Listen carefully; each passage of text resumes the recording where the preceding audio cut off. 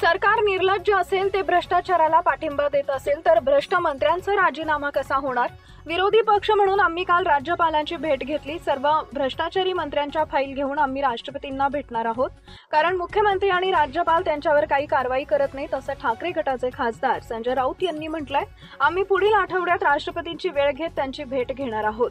राज्यात जो नवा फडणवीस कायदा आला आहे की समज द्या आणि सोडून द्या, असं जसं काही काल मंत्र्यांना समज दिली आणि सोडून दिले, हा नवीन फडणवीस कायदा महाराष्ट्रात आलाय।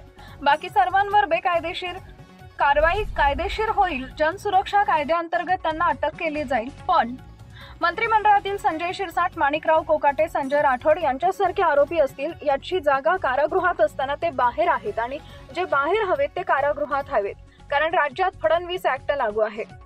कृष्णा आंधळे यांचे काय झालं हा प्रश्न महाराष्ट्राला पडलाय। तो संतोष देशमुख प्रकरणी मुख्य साक्षीदार आहे। त्याला कुठं गायब केलं, मारलं, त्याची हत्या झाली हे कळू द्यावं। देवेंद्र फडणवीस यांचे सक्षम पोलीस दल असताना हे प्रश्नाची उत्तरं आम्हाला मिळत नाहीत, असं म्हणत त्यांनी सरकारवर निशाणा साधलाय।